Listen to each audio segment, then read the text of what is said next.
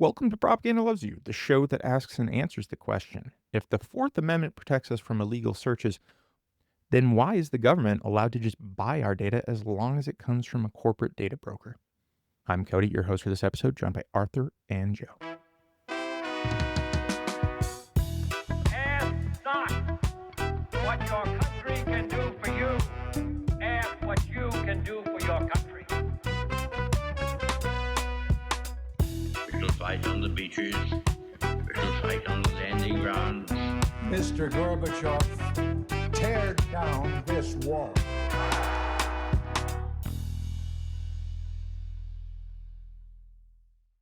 Welcome back to Propaganda Loves You for episode 4. This is, I don't know, week 5. We're just going to go by week. So this is week 4 of putting out content. Core episode number 4. We've got a couple different topics that we're going to talk about with you guys today. You got one for us, Arthur. What are we going to be talking about? What's your topic for today?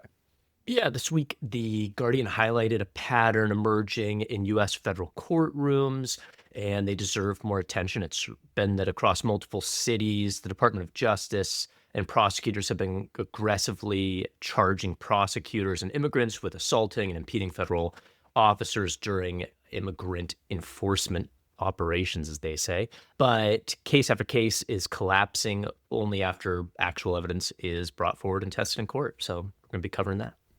Nice. It seems like good news, I think. If, reality still has some bearing someplace in America and seems to be in the courtroom, or at least some courtrooms. Even the Supreme Court decided to actually rule in favor of the Constitution is what I'm going to say, not rule against Trump, because I feel like those are not mutually exclusive. Okay, so we'll hit that topic. And then, Joe, we also have a corruption topic that we're going to hit on today. Anything you want to mention about that? Yeah, there's a video we're going to share of a great example of like independent investigative TikTok journalism. There are so many super smart people who put the dots together and pull all the sources together and make these really well done TikTok videos that explain a situation. Like high-level journalism stuff, but it's just average TikTok users posting it. So an example of that, but this user is going to specifically detail some corruption in ICE purchases. So you think about the big budgets that ICE has gotten recently from the Trump administration, and where is all that money going, and what is it doing, and who is benefiting from it. So we'll get into the weeds of that and have a conversation about government corruption. Luckily, there's not too much of that for us to find or talk about. Case, right?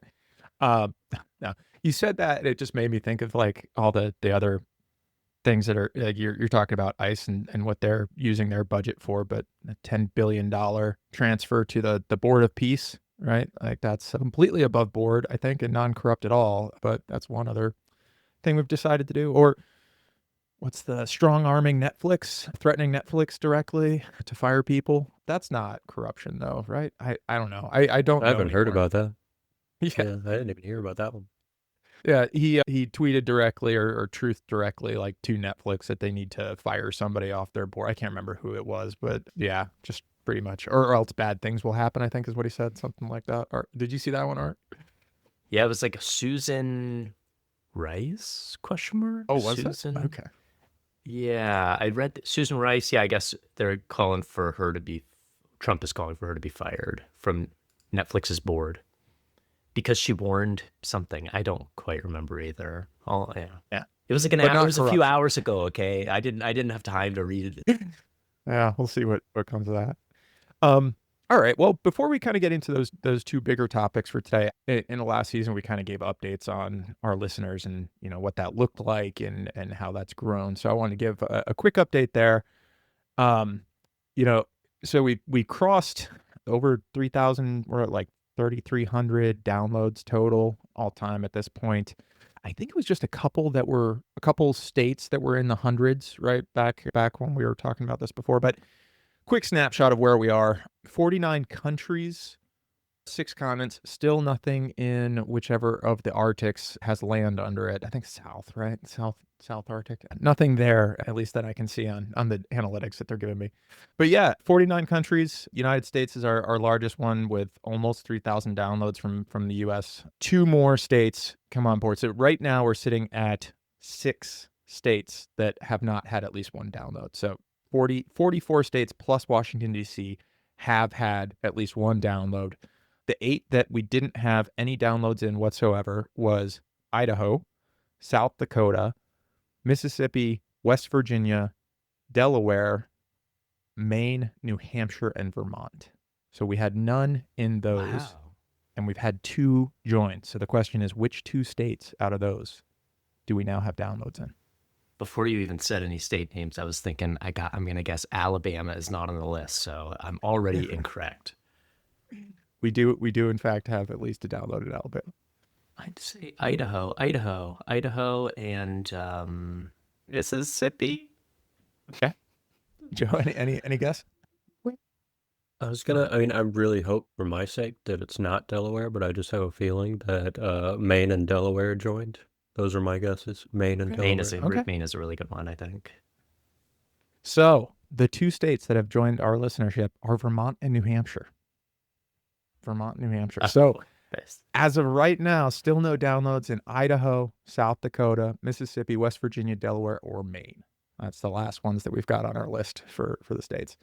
Also, since our last update, Oregon, New Jersey, and Washington have all joined the 100-plus download club. New York State broke 1,000 downloads, and California's sitting right at 450, and Virginia broke 300. Maryland is almost at 300, real close.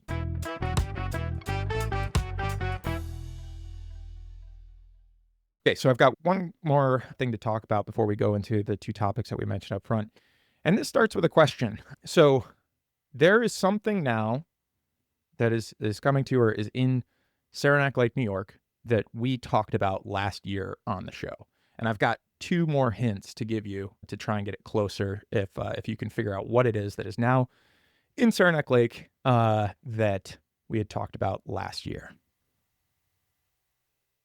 Can we ask a follow-up question? When you say something, Mhm. you mean like an idea, like an institution, like a person? Person, place, or thing. It's a good question. There is a physical thing, right, associated with what I'm saying is now in Saranac Lake. So there are physical. This is kind of a clue, but there are things now, physical things in Saranac Lake that we talked about last year.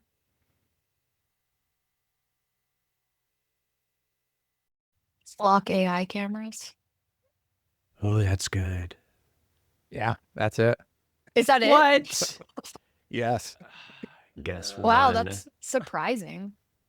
Flock AI cameras are now being installed in Saranac Lake. The next clue was actually going to be, Arthur, you were the one that brought this up as something that was, occurring in Oregon. And so what I'd like to read, this is actually from the Adirondack Daily Enterprise, which is the local newspaper for the Adirondacks. And so I want to read this article. It came out on February 21st. This is from Aaron Marbone, who's a staff writer at the Adirondack Daily Enterprise. The title for this is New Flock Police Cameras Take Roost in Saranac Lake. Well done by the author on that. Subtitle is New AI License Plate Readers, Security Cameras Draw Mixed Reaction from the Community. And then there's a picture of the new Flock cameras. One of them, it says a Flock license plate reader camera outside Kinney Drugs on Broadway is one of 3 recently installed by the Saranac Lake Police Department. There will be 6 LPRs and 6 security cameras installed around the village in total. All right, getting into the article. From Saranac Lake. The Saranac Lake Police Department is installing a dozen Flock license plate reader cameras and security cameras around the village with a state grant. These automatic license plate readers, referred to as ALPRs, are not new technology, but Flock pairs them with artificial intelligence, image recognition, a cloud database, and an officer-facing dashboard to form profiles of vehicles, flag suspected stolen vehicles, or vehicles used in a crime on a hot list, and allows officers to add license plates to that hot list. 3 of the 12 cameras have been installed so far in and around the village. The village is getting 6 ALPRs and 6 security cameras known as pan-tilt-zoom cameras. The goal of the cameras are to find missing people, find suspects, recover stolen vehicles, and solve crimes faster. But this growing company and its extensive nationwide camera network have been under scrutiny for a 10% error rate in license plate readings, claims of invasion of privacy by a private company, concerns about data it collects on civilians being vulnerable to leaks, and the belief that the product violates the Fourth Amendment due to it collecting data on citizens without a warrant. Saranac Lake Police Department made the announcement on Thursday. It was met with mixed reviews on social media. Among comments of people saying that these cameras will help with solving crimes or finding missing people, there were plenty of comments about Big Brother and panopticons, reference to George Orwell's dystopian novel 1984, a word derived from the Greek word for all-seeing, respectively. These advanced camera systems are designed to assist law enforcement in real time by identifying vehicles connected to criminal activities, locating missing persons, and strengthening investigations while respecting privacy and civil liberties, the Post says. Saranac Lake Police Department Chief Darren Perot said these cameras are not speed detection devices. They don't record audio. They do not have facial recognition or detect people by race or gender and will not be monitored 24/7. Quote, "It's not tracking anyone. There seems to be a misconception that it's tracking individuals or it's following you," Perot said. "They're going to be used retroactively when a crime has been committed. We can look back and see if we can determine if that vehicle was here in the community." Perot noted that almost anywhere people go in public today, they are on camera.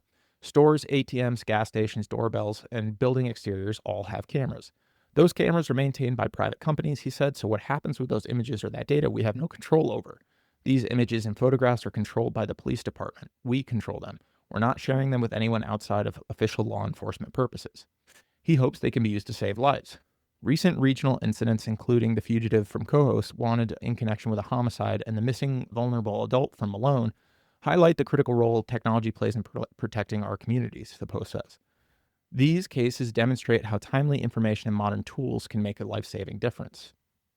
Anthony Burchard, who has been charged with killing his ex-girlfriend in Cohoes in September, fled to the Brighton Paul Smiths area where he was hiding in the woods for nearly 2 weeks before eyewitnesses saw him and called the police. Police said they tracked his truck to the North Country via license plate readers. In October, a 90-year-old man from Malone went missing and was found deceased in Brighton. Perot said that this technology could have helped find him. "When a loved one is missing, I want to have every tool available to us to make sure that we're doing everything possible to find them," he said. "If we have a tool like this that could help get a loved one back to you safe, wouldn't you want us to use it?" He laid out a couple of uses the cameras will not have. "We're not going to be using this for immigration enforcement. It's not going to be used for traffic enforcement. These cameras don't mail out tickets," Perot said. "They're not going to be used for following or harassing any citizen." Local police departments in certain states use Flock to provide data to the federal government, including ICE. Perot said if an immigration agency requested photos or footage, the department would only provide it if it was paired with a criminal matter. Strictly for immigration enforcement, no, absolutely not, he said. The website, dflock.org, which crowdsources the locations of Flock ALPRs into an interactive map, shows these Flock-branded cameras may be the first in the Adirondacks. Currently, the map has cataloged a couple cameras in Plattsburgh, a couple in Gouverneur, and a couple in Lowville, all just outside the blue line. The installation is being funded through a $241,500 state law enforcement technology grant and includes support for the program for 2 years. The grant was accepted by a village board in June 2024. It provides funds for a range of potential tech upgrades. Village resident Sean Kittle questioned why the board did not vote on the specific use of the grant. He and some residents said they were surprised that the cameras were installed without being discussed publicly or specifically voted on by the Board of Trustees. Village manager Bakana Siklari said the grant award letter did not specify what technology the money could be used for. He said conversations about police installing cameras around town date back to 2023 when the village saw a number of vandalism cases. At the time, he said the board showed support for cameras regardless of the brand. Siklari said this was way before the Flock cameras were broadly criticized online. He gathered quotes and then the village got the grant. He said Flock was decided on as the best offer. This next section here, how Flock works. Flock cameras are installed in public areas and photograph every car that passes. They store information about the vehicles in a database, license plate numbers, make, model, color, and characteristics like bumper stickers or aftermarket editions. Law enforcement officers can search the dashboard for these points of information, bring up a profile of the vehicle, and see everywhere that car has been within the network, how long it stays places, and how frequently it visits those places. This data is stored for 30 days and can be shared with other law enforcement agencies. The village does not own the cameras. It leases them and the software from Flock through a subscription.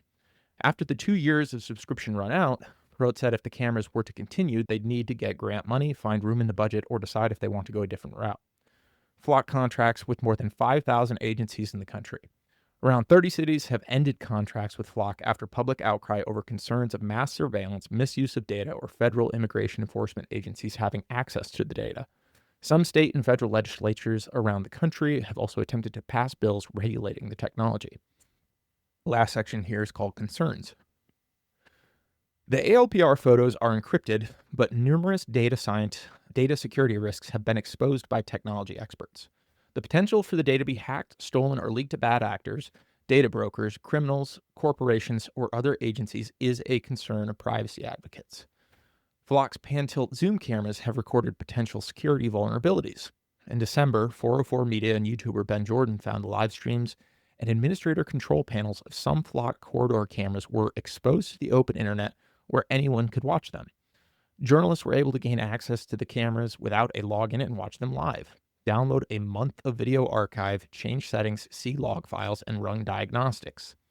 A 2021 study of Flock's Falcon camera by surveillance research firm IPVM found a 10% error rate in camera output. After the study, Flock stopped selling its products to IPVM for testing and claimed the firm's results were not accurate. There are several cases in other states where these errors resulted in wrongful detentions, children being held at gunpoint, and dogs being released on people erroneously targeted by the AI system. In Aurora, Colorado in 2020, a family of 5 with children as young as 6 were wrongfully detained and held at gunpoint after an ALPR erroneously flagged their vehicle as stolen. In Toledo, Ohio in 2024, a police dog was released on a man who was then wrongfully detained. A Flock camera had flagged his license plate as stolen, which was not true. In Espanola, New Mexico in 2023, a woman and her 12-year-old sister were handcuffed and held at gunpoint when Flock flagged their license plate as stolen. In 2024, a nurse was wrongfully detained when her car ended up on a hot list because a license plate from Pennsylvania with the same characters was reported stolen.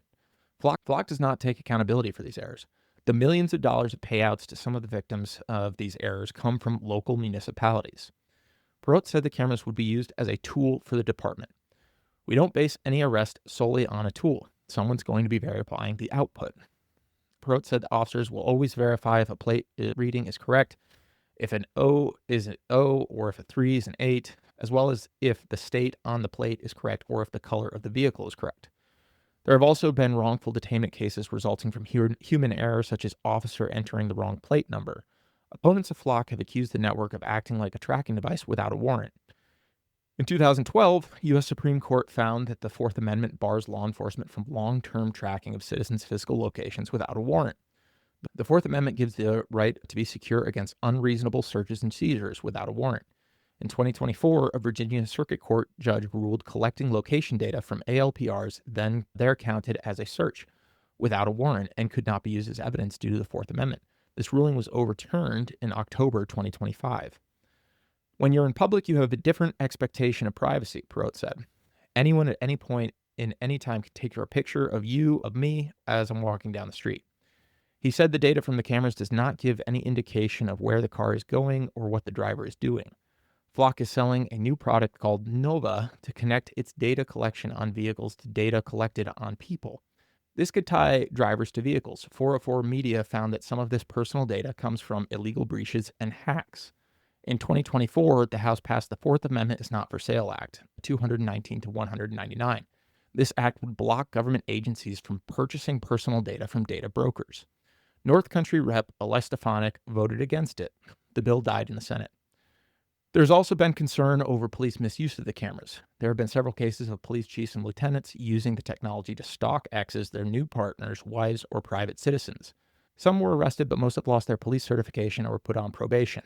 A female SLPD officer sued the department last year over claims of alleged sexual harassment and retaliation. The lawsuit claims the sergeant stalked her at her home and at the hospital in retaliation. This lawsuit is in the process of being dismissed by the judge after the attorneys representing the department filed a motion to dismiss the case.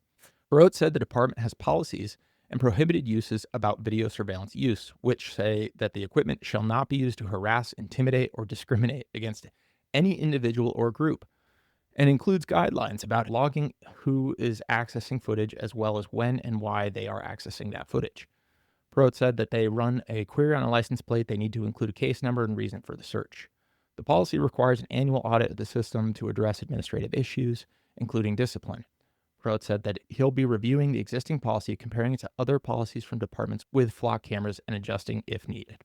So that was a longer article, but wanted to read that since we talked about this before. There's a couple things in here that pop out to me when it's talking about the new technology that Flock is working on to basically purchase data collection on people and connect that back to vehicles, right? Like it's an increase of the surveillance capabilities. And it's also, I mean, I don't know, it touches on the whole, should we have data brokers that are basically just selling Americans information that they're not even aware about, right? Like that's essentially what this is coming down to, and try and combine that with video surveillance that law enforcement agencies all have access to. So any thoughts on this? It's pretty funny how it started out the exact same in Eugene, Oregon, where the article came out and we had 3 cameras put up and they said it was going to be a limited amount, which is exactly what your article says. But it turned out to be like 57 of them within like months. They really surged it forward. And the exact same thing where the police chief got on and there was an article and it was like, yeah, it could be that. But here's a case where somebody took somebody to a mountainside and held them at gunpoint and it was your mom and they're only safe because of this AI camera. And it's like, okay, man. And then they make all these claims that they can't back up. And it just took a ton of public outcry and protest to get rid of them. The DFLOC has like a ton of information on this. And, when they say like, yeah, we control the images, we're not going to share them, they don't have any choice over it. The cameras are owned and the cloud of Flock is owned by Flock. The village, is going to lease these things. Yeah. And they already have the use and they don't require warrants and they've been used. And we had a case where the cameras were turned on without our local police's knowledge to track somebody. Yeah. And that's what maybe drove the outcry. So, yeah. Yeah, that's the thing that gets like I'd love to know more about this and some of the statements that the police chief's making here about like, well, they won't have access to it. I'd like to understand how, because if it's not owned by them, if this data sits on a cloud somewhere owned by a U.S. company, then all the federal government needs to do is put in a request to that company with some kind of warrant signed by a judge, right? Who knows where that judge is like actually getting their shit from. And then they can get access to that data, right? And if it's got the same AI systems on top of it, like I find it very difficult to believe that they have complete control over these systems if they don't own it. And it's Kristi Noem and Pam Bondi are the people who are going to be like saying what's legal to put in a request. It was pretty astounding. I loved your article or your points too about the stalking. Like I never thought of that. That's really crazy. And the 219 to 199 was kind of astounding that like only 20 people were caring about our data. And it still died in the Senate. Yeah, it was crazy. The main thing I was thinking about was just kind of you guys already touched on it a little bit, but the propaganda angle of like how it's justified to the community. And it reminded me of a really creepy Super Bowl ad I saw recently during the Super Bowl. It was like, I think it was a Ring camera ad, but it was basically like they were trying to advertise the ability of a neighborhood's Ring cameras to connect as a network to help out in moments of need. The situation they gave in the commercial was someone's dog was missing. And so they connected all the Ring cameras in the neighborhood and were able to track down the dog and return it to the owner. And it was just this heartfelt like, ooh, Ring can help you find your dog when it's missing.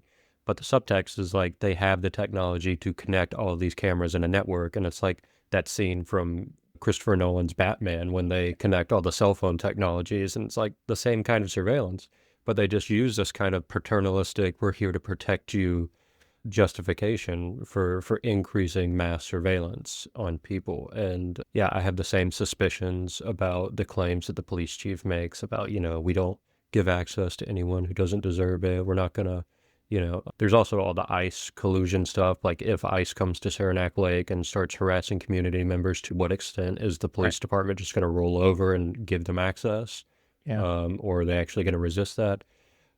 Yeah, lots of reasons to be concerned, and hopefully the public becomes really aware of it and at least goes to the village board and makes a stink and pressures them to do something about it. I hadn't actually read the Fourth Amendment argument that they call out in this article before, but I mean, it makes total sense, right? If you've got, so like as an example, it says that one of those is at Kinney drugs, or Kenny, the pharmacy, right? So if you happen to work next door at Woods and Waters or something like that, and this is in view, it's going to see your car there every day. It's going to tie you to that location, right? Like that's how it works, is building pattern of life in the background, right? There's no person necessarily sitting there going like, oh, this is Jim at whatever place again. But the fact that they're combining it with the technology that, maybe it gets a 10% wrong, that also means it's 90% right. Like it's tracking these people. And like when they layer that other piece of the Nova portion there, I don't know how you say that any other way than that's literally just tracking everybody. Like that is a search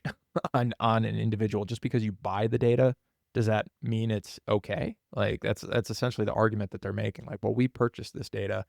It is now ours. Therefore, like whatever privacy concerns or whatever Fourth Amendment, like that doesn't apply here, right? Yeah, and they say things like they're not going to use it unless it's tied to criminal activity, but that's like the standard justification that ICE already uses. So if you believe that ICE is justified, then yes, you love flock cameras, but they're going to use that same justification.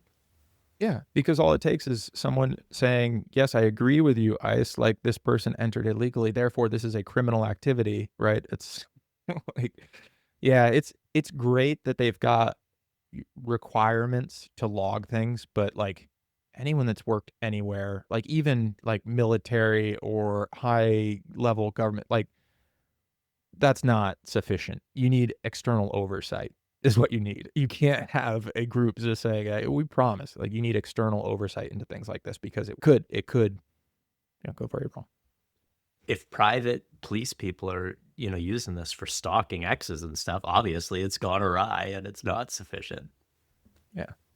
And the argument too about like, well, there's private cameras everywhere. It's like, yes, that's true. Those cameras aren't necessarily hooked up to a AI system that's tracking people and adding other data into this, right? That's a false equivalency. That is not an argument. Like, okay, it's just for standard privacy. Get rid of Flock, get rid of the AI portion, and just put normal cameras there, or something that we control locally and run your own AI model on top of it, right? Like, that's the thing. Like, if that's really what you care about, is just being able to track back time and use this that way, there's other ways you can do it that are not, connecting to this larger network. Same thing with if you want cameras at your home, you don't have to buy from Amazon. There are plenty of cameras that you can buy that you can have like a local network that's not worried about like these huge companies that are going to, I think it's search party, Joe. I think that's what Amazon called it, that are going to enable search party for, using your Oh, that phone was camera. their cute little name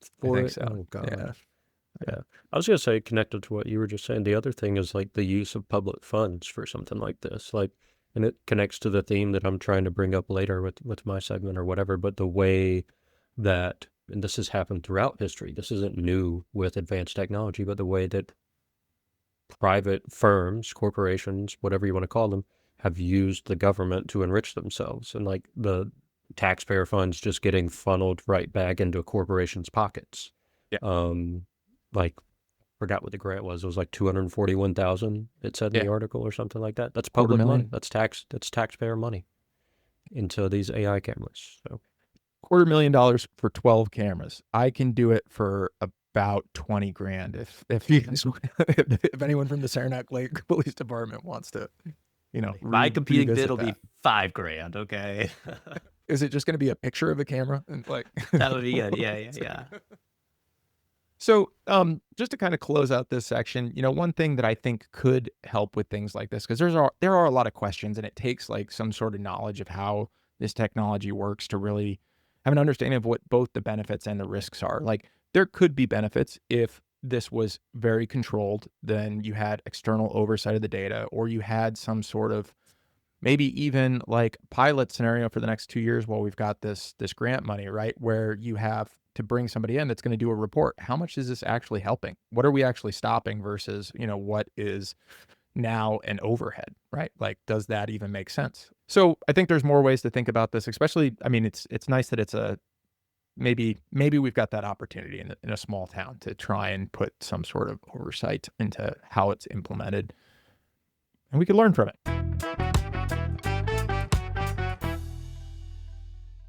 Please stay tuned for a word from our sponsors. Are you feeling sluggish? Is your to-do list getting longer by the day? Your body needs to keep moving, but the myth of exhaustion is holding you hostage. I used to think I was tired all the time, but then I found out I was being fed a lie. Your enemies want you soft, they want you slow, but Victory Coffee says no. The concept of fatigue was created by a foreign psyop designed to slow our national output. New historical analysis of the heritage fault proves that the original pioneers of industry never slept. They lived with a high-energy homeostasis called the momentum state. Welcome to Biological Recovery.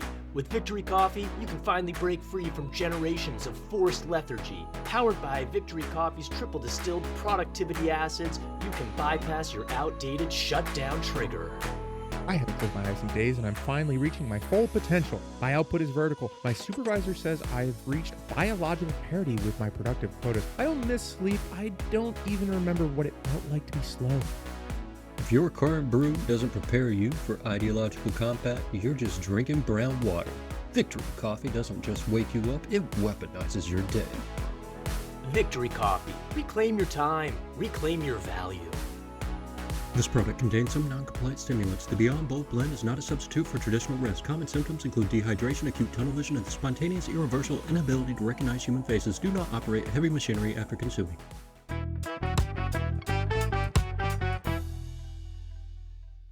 So this is from TikTok user Jess Craven 101.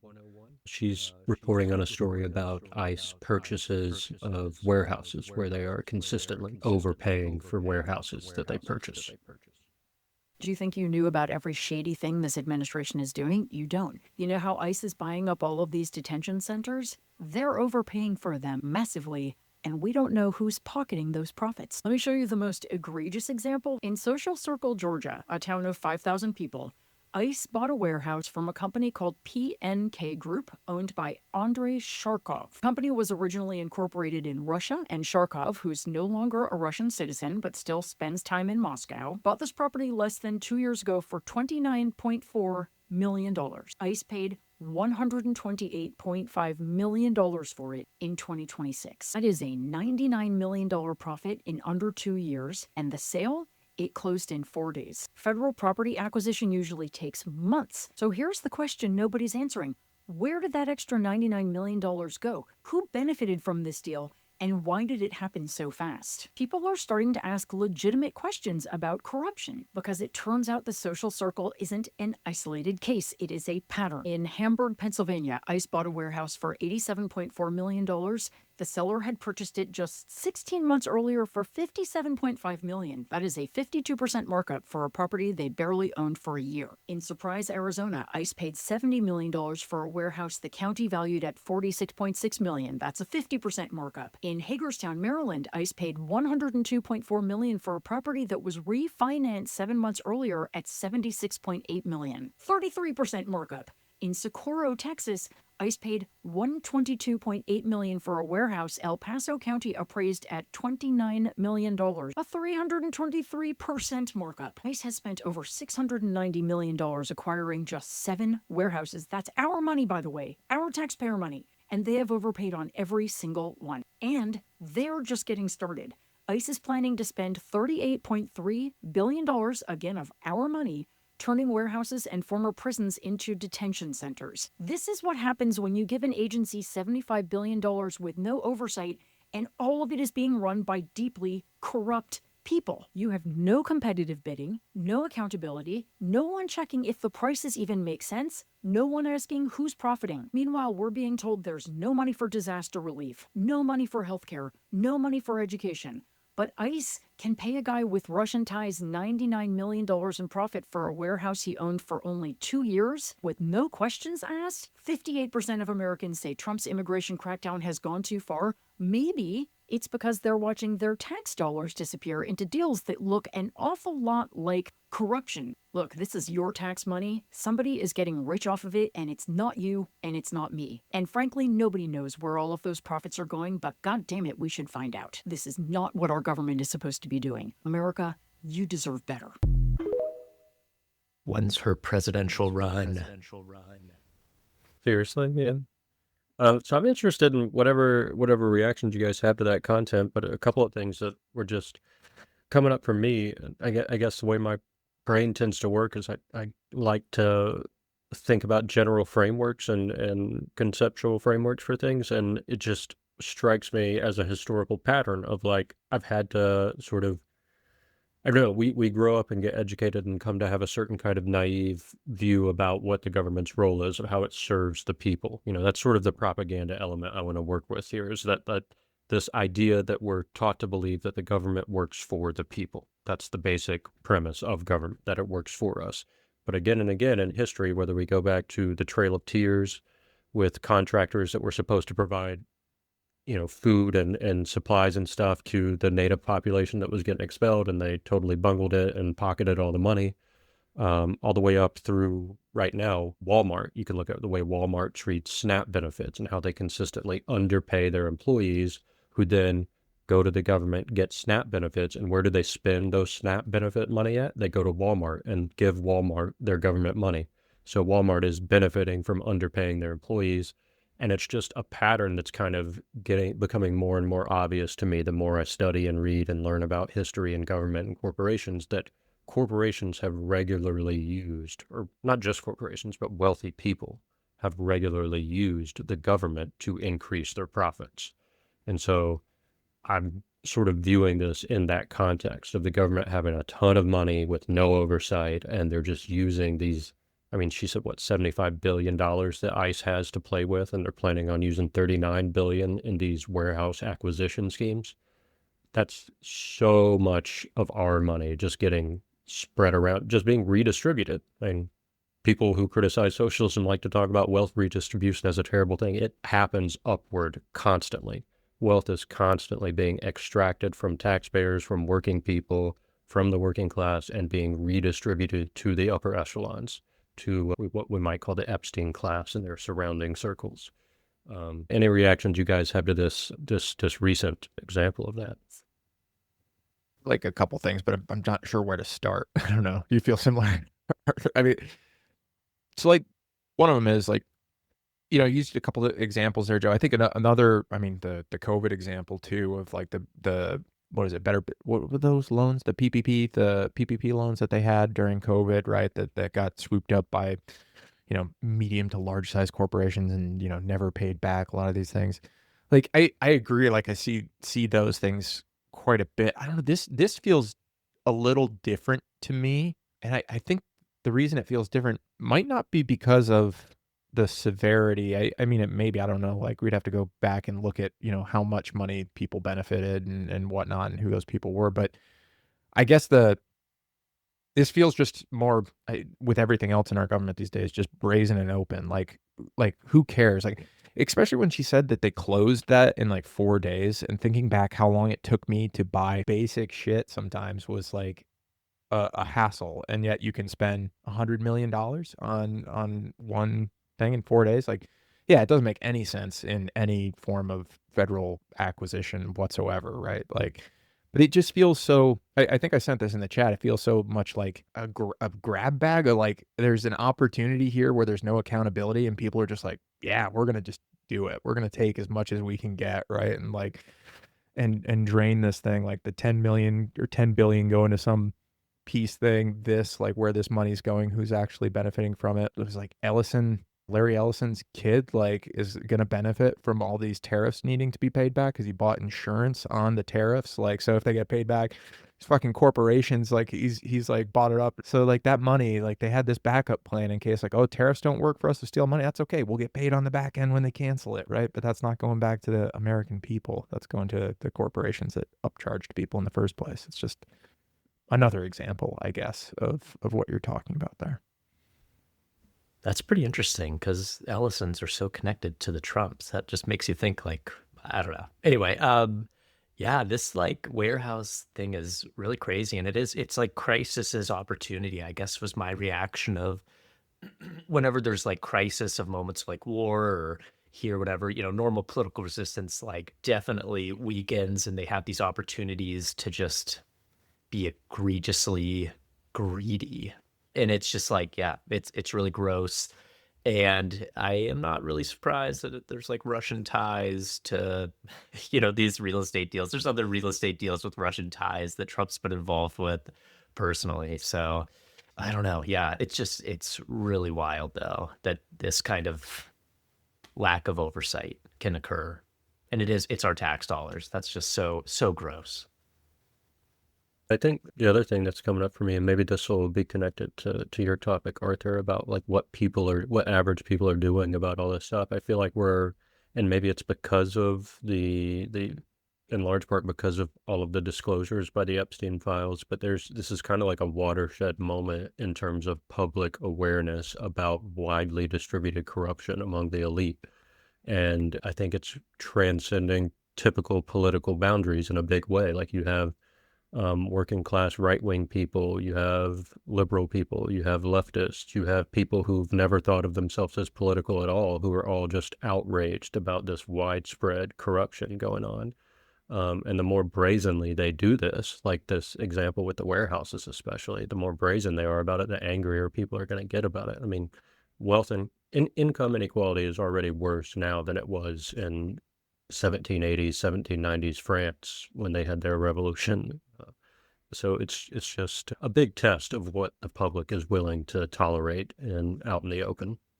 I can't remember what pundit I was listening to. It might have been like Pod Save America or something like that, but they were talking about how do you respond to this level of corruption? Like let's be optimists for a second and assume that the midterms go in the favor of not insanity and we get some sort of check and balance back in government, right? And nothing, and like the political system works as people say it's supposed to, right? Somehow, and we get to the point where there's people in charge that want to hold them accountable. Like it needs to be more than just here are some like the crimes that Trump and the administration committed, and we're going to try and hold them accountable for these crimes. It's like, here's the dollar amount that they stole from like the everyday American people, and it needs to be extracted back, like from these people that committed the crimes. Like it's not, and this is where I think there's some nuance in this conversation because it's not retaliation.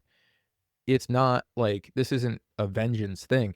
This is justice. This is like if you're talking about like justice as people like to talk about it in the American justice system as this thing that's fair and balanced and whatnot, that would be what it is. You find out how much money they stole from the American people and you take it back from them as you can, like, and you put them in jail for their crimes. Like With inflation. Yeah. With inflation, all property, all Interest, gifts, yeah. the Qatar jet BS, the fact that they retrofitted it for hundreds of millions of dollars with other budget, like this is just Yeah. widespread. I think taking all of the net worth that the guy has attributed like to himself too, he's grown it by billions off of the profit of this. His net worth should go back to, Yeah. it should be nothing, and he should be in jail Yeah. for the rest of his life. And more than him, like the Ellisons, right? Like if they're complicit in this and they're Yes. going to make $100 million off, or $1 billion, or 100, whatever craziness off of like the tariff stuff, and you can prove that shit was premeditated, then he shouldn't own one of the Hawaiian Islands. I mean, he shouldn't own it anyway, but like that shit should go Exactly. back, right? Like there Yeah. should be, like that's how you, I think, win on a campaign of like justice and restoration based off the crimes that have been committed against the American people, right? And others. Yeah, I was just thinking when you guys were saying that too, they might have messed up during COVID when they sent everybody checks because they let us know that they have the ability to send everybody a check. Yeah. And so once the accountants get involved and we tally up all the numbers that they've extracted from the public, we could do the math, divide it by how many addresses we have, and we could say, all right, that's the check amount you owe to everyone. So send them. That's what JB Pritzker did. So after the ruling came back, he basically sent an open message to the administration saying that they owe the state of Illinois like $8 billion and this amount per citizen, like pay the check. Like, you guys did this. I mean, there was also like a Freakonomics episode that I was listening to before, was talking about what government should be involved in. And one thing government's really good at is paying on time. Like just sending money, right? Like it's not good at some things, but it is good at sending the check if that's been appropriated, or it used to be until Trump decided that he wanted to take all the appropriations to the executive. Not to get on an Epstein tangent or anything, but this whole just government giving money to rich people for no reason kind of thing reminded me that someone had pointed out in the emails they had found out that Epstein had won the lottery and had quote unquote won the lottery in New Mexico, wherever his ranch was. It was Nevada or New Mexico, Yeah, it one was of New those Mexico. states. Yeah. Yeah. He won the lottery for like $80 million and then immediately purchased his ranch for about the same amount. And What? they can just decide who wins. Like, maybe you believe he actually legitimately won the lottery. Okay, I don't. I think the state can just decide who wins the lottery sometimes, and they decided Epstein deserved to win it that time. I had not seen that. That seems insane. But also, I don't know, everything about Epstein is just like straight out of a Hollywood, like take, 4 or 5 Hollywood horror movies about cabals and rape islands, and that's pretty much Epstein. I was thinking the good news, at least state of Mexico opened up investigations into Zorro Ranch, and they're going to go based off the file releases. So like that's in the United States, some people are still, pushing back.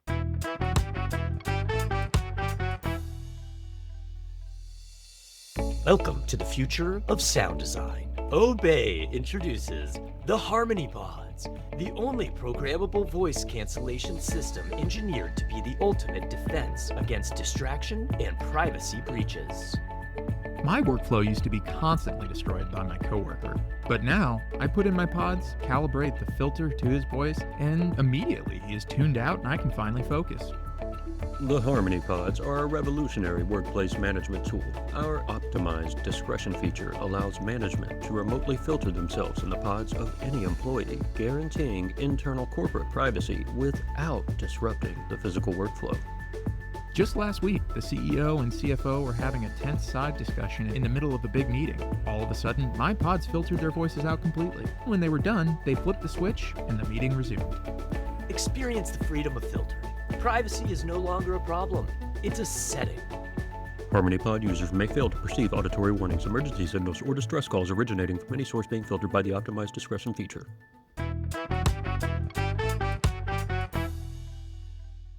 This week, The Guardian reported on a pattern that raises serious questions about power, accountability, how the federal government frames dissent. And across the country, the DOJ, Department of Justice, has aggressively been charging, protesters and immigrants with assaulting and impeding federal officers during immigration enforcement. And when the cases reach court, they have been falling apart. So The Guardian reported on this. I kind of synthesized the article for us and have a question at the end. Federal prosecutors across the country are facing a series of defeats in cases accusing protesters, immigrants, and government critics of assaulting and impeding federal officers. Many of the cases have recently been dismissed, having ended in not guilty verdicts across courts, found the government is lacking evidence. A recurring issue has been reliance on sworn statements from Department of Homeland Security officers that either lacked supporting evidence or directly contradicted video footage presented. The most striking examples come from Minneapolis recently. Federal prosecutors charged 2 Venezuelan men with violently attacking an ICE officer with weapons during a January operation. DHS publicly described them as violent criminal illegal aliens.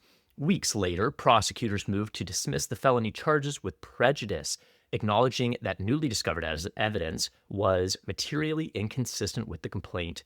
Video contradicted key elements of the officer's sworn accounts. ICE leadership has since opened an investigation into testimony that appears to have included untruthful statements. Other Minnesota cases have similarly unraveled. There's one instance that they talk about where prosecutors presented no witnesses to establish probable cause.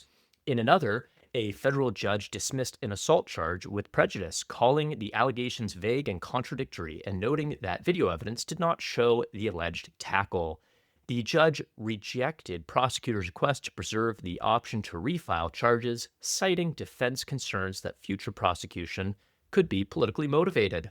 The pattern extends beyond Minnesota, though. In Chicago, there's been more arrests tried to assaulting or impeding officers. They've also resulted in no convictions. In LA, it's similar stories. Federal public defenders have won every protest case that has gone to trial since June. The losing streak is highly unusual for a federal system where prosecutors traditionally secure convictions with roughly 90% of cases. From a left perspective, this is really, not about like individual mistakes. It's about the narrative of power, and press releases, really are describing these violent ambushes. The DOJ is backing that. Mugshots are circulating and people are sitting in jail months later. The charges are actually, collapsing. And the courtroom outcome may correct the record, but the public narrative lingers. This has obviously, been the case with like Good and Pretty, where, the story gets ahead and then we get the facts later. So my question for y'all is, when these cases are dismissed with prejudice, after the officer's sworn statements fall apart, do you think that those prosecutors or federal agents should be able to initiate similar charges in the future? That's a really good question. Yeah. So like for anyone that's not aware, like with prejudice is essentially means that the government cannot bring these charges up again. Like it's like you guys fucked up. This is wrong. That's what that, and it's not a common thing for cases to get dismissed with prejudice. Like that's basically the judge like telling them that yeah, they're assholes and they got it so wrong that there's no way that this can be brought up against these people. And I've never thought about that question before, but I think if that's such a rare occurrence for a judge to like dismiss with prejudice and like that, if that happens multiple times to the same like prosecutors or same people bring this up, like, yeah, why wouldn't you? Like, you gotta at least put somebody on like detention, or like you gotta go back to like training wheels and like get some training again before you can come back and like go back into the courtroom. We're messing it up. The other thing was like 90% was what they used to have, and now nothing since June. That is insane. Like that is a crazy, crazy amount of time for them to be failing. Like that is nuts. But again, I think like court truth actually, wins out in a lot of those scenarios, clearly. I'm not a legal expert by any means. I'm just thinking about like what kind of precedent there is for prosecutors who regularly pursue erroneous or politically motivated cases. And like my assumption is that wealthy people who have an endless bucket of money for lawyers can just keep throwing cases around whenever they want to, and there's no consequence. But this overruling with prejudice idea is just sort of putting into mind like some kind of, I don't know, 3-strike rule or something. You're a prosecutor and if you get 3 cases dismissed with prejudice, you're done. You gotta, you can't legislate, you can't prosecute a case for at least 10 years or something. I don't know. Does someone have a right to be a lawyer forever? If you screw it up that badly 3 times, maybe you lose your job and you need to retrain and do something else for a while. Like, I don't know. There should be something like that, though. I like that. Yeah, like you should have to like retake the bar. You got to redo the driver's test every now and then. Come on. But no, Giuliani shows like, you can be a lawyer forever. There's no consequences. Just for another little piece here. So I just looked up, like, this is from the illinoislegalaid.org. So this is for the state of Illinois. And it's just talking about what is dismissal with prejudice. And it says a dismissal with prejudice means that the case is permanently closed and cannot be filed again. The judge has made a final decision on the legal issues in the case. So it doesn't even get to a jury. This is the judge being like, nope, you guys messed up that bad. Judges use this kind of dismissal when the person who filed the case cannot prove any facts that would have support a valid legal claim, or the case has serious legal problems that cannot be fixed by modifying, changing, or refiling the complaint. For example, a judge might dismiss a personal injury case with prejudice if the plaintiff filed it after the statute of limitations expired because the deadline is passed. The plaintiff cannot refile the case. Judges are careful about dismissing cases with prejudice. The burden for this kind of permanent closure is high. They usually do so only when it's clear there is no possible set of facts that will allow the plaintiff or petitioner to win. If your case was dismissed with prejudice, you can appeal the judge's decision to a higher court, but you can't start over and file the same case again. So I love that. It's the line. It's like they filed the case and cannot prove any facts that would support a valid legal claim. Which like the agents, are for a large part convicted felons. And like, so come on. If you're Allegedly. yeah, allegedly. If you're in the courtroom and it's, you, the judge, and then the person, like the federal agent is the convicted felon, and they're the one lying, and the evidence shows the contrary. It's like, yeah, I like the 3-strike rule. That's a good one. I was just thinking about something you said at the end of your statement, Cody, about what the options are available to the plaintiffs or the prosecutors. They can't retry the case, but they can appeal to a higher court. Yeah. And thinking about what Arthur said and the, I don't know, convicted felon in chief, if you want to call him that, what that administration's strategy is might be to keep appealing until it gets to the Supreme Court. And so then the Supreme Court is just going to have to make a decision if all of these Trump appointees want to stay loyal and make an obviously corrupt, erroneous decision in public. They could do that, but that might be what the administration's counting on, is the Supreme Court to just, wave all this away and make it okay. And then it's just like, I mean, it's already fascism, but then it's like really, really fascism, Yeah, but our highest court has the backer. We got Brett Kavanaugh, who's like, it should be a convicted felon. Also, Brett Kavanaugh was one of the 3 that voted for Trump's tariffs. Well, everybody else, including Neil Gorsuch, basically was like, you guys are you treat Trump with like kid gloves in his writing there. But yeah, it was obviously Kavanaugh, Alito, and Thomas all thought that the tariffs were totally cool, totally legal, despite the pretty clear wording of the Constitution. And not So to that's tie what- it back to Epstein, but did you see like the whole Kavanaugh Epstein, like, Epstein was sympathizing with Kavanaugh during the hearings and actually has these email exchanges with Kavanaugh trying to be like, oh man, we're both just 2 rapists. I get it, No whatever. Like, it's way. crazy. Yeah. No, He doesn't I say didn't see that, but he does empathize with the guy.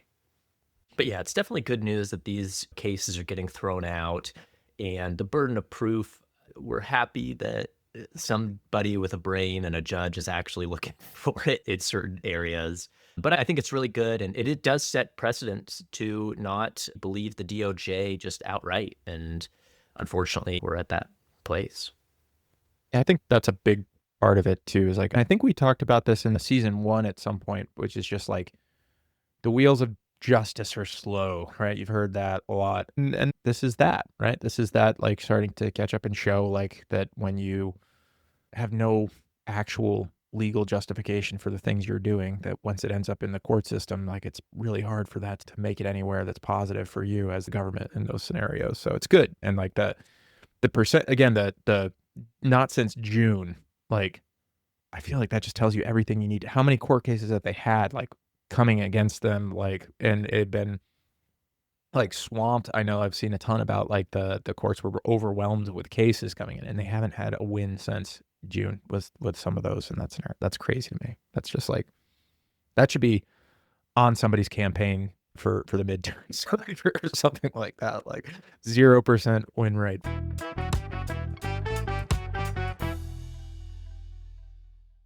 Well, just to kind of like close out for the day, there are a couple things that I think are good news that kind of tie into what you're talking about, Arthur, right? Last week we talked about Epstein. This week we've talked about him a little bit, and we are starting to see more accountability for those that have been, or at least the glimmer of accountability for some of these things, right? See Prince Andrew arrested on his birthday. It seems like the king is not going to be protecting him. Hopefully that stays true. And maybe Prince Andrew's a little bit too high up to accidentally kill himself in a cell somewhere, and maybe he can give some more information on, what else was occurring. That'd be great. Because I think the more pressure we get from other countries that are holding their elites accountable for their association with this, it makes it harder for our administration to continue to talk about how this is a hoax and there were no other people like associated with Epstein. He wasn't trafficking anyone to anyone else but himself, right? Like all that bullcrap from Kash Patel. That story just falls apart immediately, but even more so when people are getting arrested overseas for this. So I think good news there. Anytime we say Kash Patel, we should just say children's book author Kash Patel. It's true. And in New Mexico, U.S. state of New Mexico is reopening a criminal probe into the ranch owned by Jeffrey Epstein. That was Zorro Ranch. So state prosecutors said that they will seek full access to unredacted Epstein files relating to the Zorro Ranch held by federal investigators in Washington, D.C. And I think this is because of the Epstein files that were released had allegations in there that individuals were buried on the ranch. And so New Mexico is opening this investigation. They are going to be looking at this location.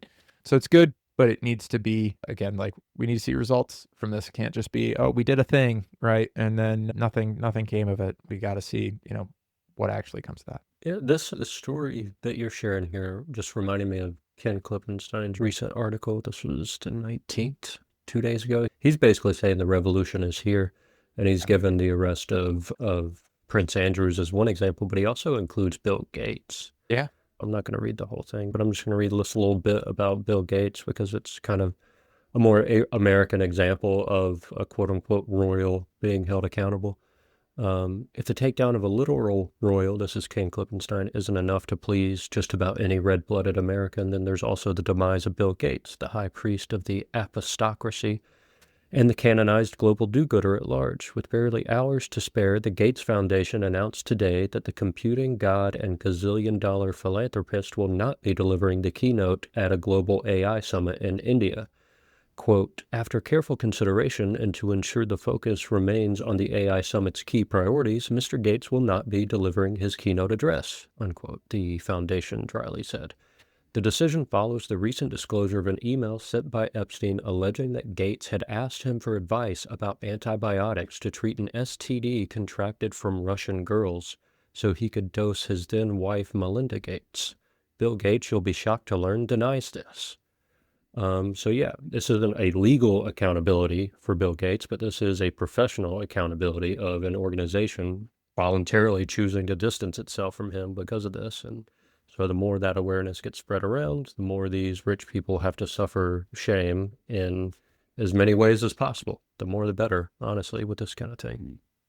Completely agree. I saw Melinda Gates did a couple interviews as these files started breaking, and that was very telling. She basically, I'm paraphrasing here, but was kind of like, hey, I think we're at a reckoning right now where we need to face, what has occurred.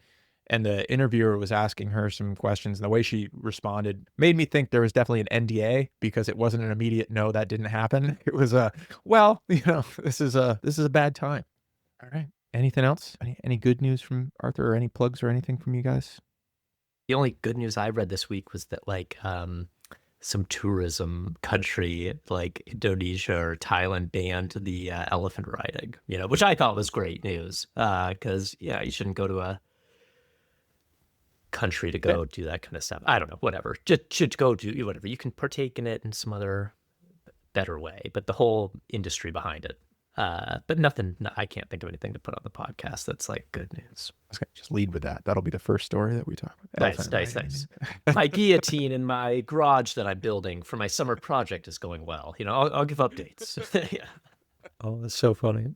I saw a video online a while back of some guy who actually built a guillotine and his neighbors called the cops or something. I don't know, but there was the video I saw was the body cam footage of the cops who went to his house, and the cops were just talking to him. They're like, can we see it? Can we see it? And he takes him back there and they show him the guillotine. The cops are like, that's so cool, dude. That's so cool. And they just leave him. But he's like, yeah, I just built it for educational purposes, Really funny. My good news, I guess, is not some kind of institutional call to action or anything like that, but we've been working, I've mentioned on the podcast before, we work with the stray cats in our neighborhood. We're last year started trying to take care of them and stuff, but we recently trapped a mama cat who we thought was pregnant. It was a really small cat, but she kind of had a big belly and walked awkwardly, and we're like, oh no, she's pregnant. And it's been cold and everything outside. So we trapped her and got her to the vet. She was pregnant. They aborted the fetuses and took care of all of her stuff, her spay and vaccines and all that stuff. And we got her home and took care of her for a few days, made sure she was recovering okay, and then released her. And we're trying to set up for the other cats in the area. We're pretty sure we found the male cat that's been impregnating everyone. He comes to our porch regularly. with some big old cojones. So he seems like obviously a troublemaker in the cat community. So we're going to have to try to get him taken care of next. Run! But yeah. Oh man, Nice. gonna have to find a That's new great. home. That's awesome. Spay and neuter your pets. I love it. R.I.P. Bob Barker. Yeah. Bob Barker? That was like his line on was the Wheel of not Wheel of Is it Fortune. Was really? it Wheel of Price Fortune? is Right. It was Price his is Right. last thing he always said. Yeah. It was like a big Spay and personal neuter thing your for him, pets? I think. Yeah. Yeah. He was a big I did animal not guy. know that. I don't know how I missed that. But He also donated a ton of money to the Sea Shepherd. I think they named a boat after him for an anti-whaling vessel. He gave a ton of like millions and millions, and he bought him a whole new ship. Yeah, the Dang. original like Whale Wars TV show, they're on the first Bob Barker ship. The ones where they're like throwing stink bombs and like really like interacting with like whalers and stuff. It's really funny. man, that's pretty cool. I didn't know that. Today I learned. All right. Well, that covers our show for this week, and we'll have episode 2 of Joe's meditation series dropping this week also on Sunday. So if you caught episode 1 or caught the guided meditation as part of episode Epstein 3.2, I think, the rest of those are going to be coming out over the next 3 Sundays.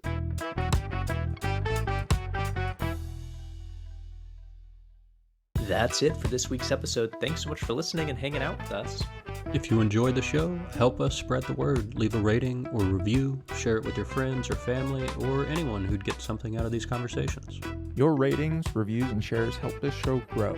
And the more people listening, the harder it is for propaganda to win. Until next time. Stay aware, stay safe, and remember, Propaganda loves you.